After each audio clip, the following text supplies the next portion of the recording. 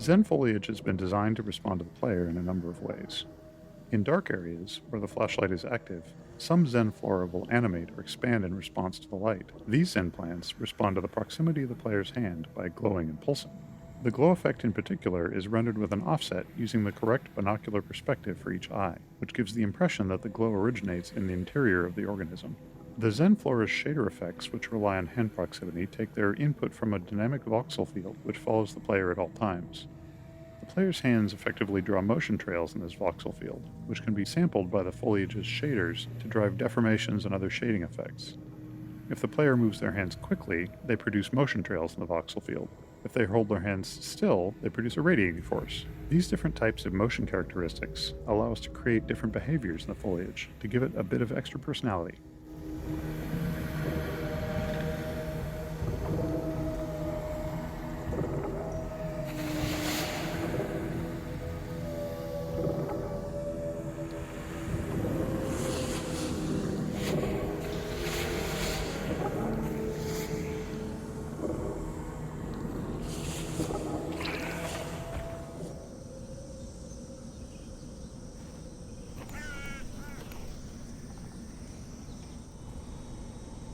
Particle effects present an interesting challenge in VR due to stereopsis, which is our ability to discern the depth of objects from two slightly different views of the world we see from our two eyes. Traditional particle systems, as seen on the left, were typically implemented as a series of flipbook images displayed on relatively large polygons, which orient to face the player. Each series of images would contain effectively a little movie of a more complex phenomenon like a wafting puff of smoke or a flickering flame and so on. For the monoscopic rendering used in non-VR systems, this approach holds up well and is widely used across the industry. Because of the stereo rendering used in VR, however, players can easily see the flat cards resulting in the unconvincing effect seen on the left. To address this, we had to update our particle rendering techniques for VR. The particle system on the right is an updated VR-friendly version of the older effect seen on the left. One technique we used on large cards, like the ones used in this smoke effect, was to create some drag on the card's reaction to the player's head movement. To do this, we created another particle system which lagged the player's position and was used as a player camera for the facing direction of the smoke cards. By removing this one-to-one relationship of head motion to sprite rotation, we were able to give the impression that the smoke effect was volumetric. In addition to using more 3D elements in the creation of our effects, we also often use the post-processing bloom on particles to help visually merge elements that otherwise would appear as a set of flat planes. This made the cards harder to stereo fuse, which gave them a more diffuse volumetric feel.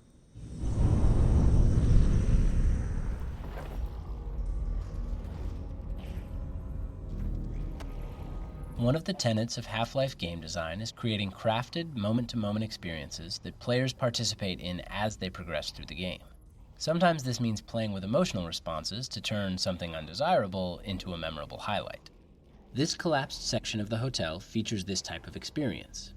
Players are often instinctively pulled to the safest-looking location in a given area, and here that would be the well-lit corridor above.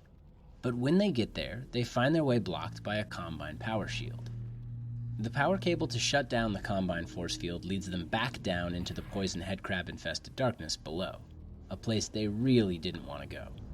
These larger gameplay spaces also need to be resilient to player choice, so even if a player chooses not to head up to the well-lit corridor, they likely will still have the same trepidation about heading down into the darkness below.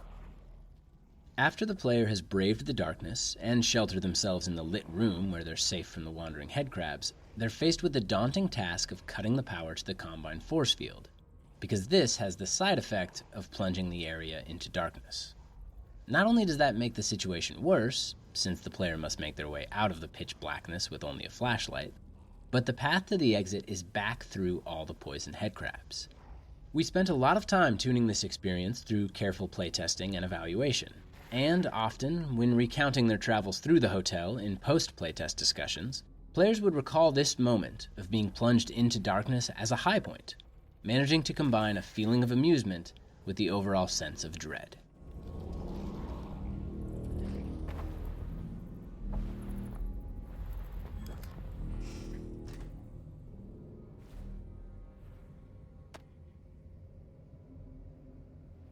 A common game design problem is that of resource placement, and this spot in the game is a good example. Players have just left an area where they acquired the Combine submachine gun, and whenever they get a new weapon, we try to give the player the opportunity to experiment with it right away. So, right after the SMG, we make sure to give the player a bunch of ammo for it and a supply of not too threatening enemies, in the form of confined zombies and wandering headcrabs to experiment on. But playtesting has shown us that there's a wide range of ways that players respond to that setup. Some shoot a headcrab or two and move on, but some players take their time exploring the weapon, even using up all the ammunition we gave them. Now, after the headcrabs, the player is heading towards a new area, which features one of the hardest combat arenas in the game, where they must fight 2 revivers at the same time. How much ammunition can we expect the player to have here? How much should we put in this area between the 2 arenas to ensure all players will have enough to fight the 2 revivers? If we don't put in enough, player may be in a position where they cannot succeed at the upcoming encounter, and reloading their save games won't help them. They will need to go back and replay the previous area, this time conserving more ammo. That's not something we want to happen, nor is it something that we can expect all players to realize. Instead, many will repeatedly try and fail to be the 2 revivers. So, at its core, the problem with resource placement is that the dynamic range of resources carried by players can be significant, and it gets even wider as the game progresses. In Half-Life Alyx, we would see some players end the game with barely any ammunition, while other players had over 1,000 unused rounds.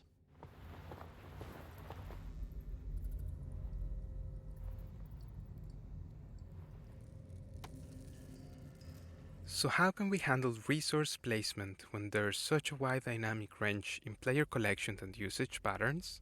Like many games, we opted for a dynamic system that looks at the player's current resource counts and makes decisions based on them. But the design of these kinds of systems can be tricky, because they tend to affect player behavior. For instance, in Half-Life 2, we placed breakable crates throughout the game which dynamically spawned resources based on the player's current health and ammo levels.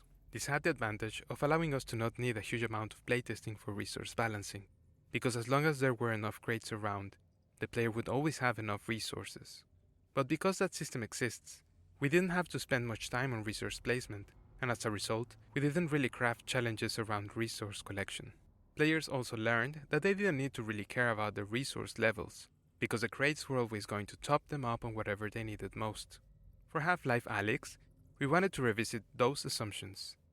We knew that searching for resources in a VR environment was something players really enjoyed. So we wanted resource collection to be something players needed to do throughout the entire game. And that meant we didn't want them to ever reach the point where they had so much ammo and health that they didn't need to explore. We were also able to start playtesting earlier in the product development cycle than we had been able to when making Half-Life 2, which gave us the confidence that we'd be able to spend the time we needed to carefully place every resource.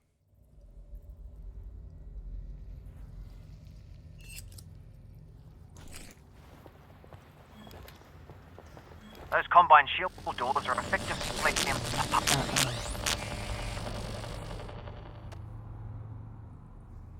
For Half-Life Alyx, we moved to a system that allowed us to craft a more specific experience, using a dynamic layer that attempts to reduce the dynamic range of resource gathering between players.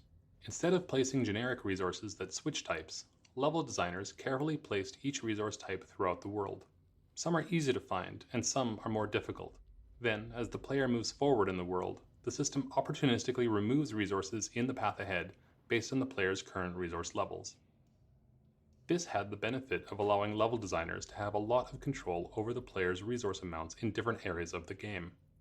They were able to craft areas where they wanted the player to be starved of one ammo type or encouraged to use another. For example, in this area, designers could provide enough ammo to ensure that the player would have enough to fight 2 revivers, with the knowledge that the ammo balancing system would remove much of it if the player was already loaded up. We could safely give the players a large amount of Combine SMG ammo in the previous arena, and know that the players who ran past the poison head crabs without firing a shot wouldn't find more here.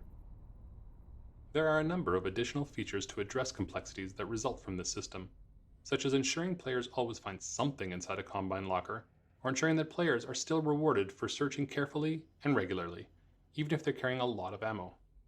Ultimately, we want a player who is paying more attention to the environment to come out ahead resource-wise. We just needed some dials to be able to control how far ahead they got.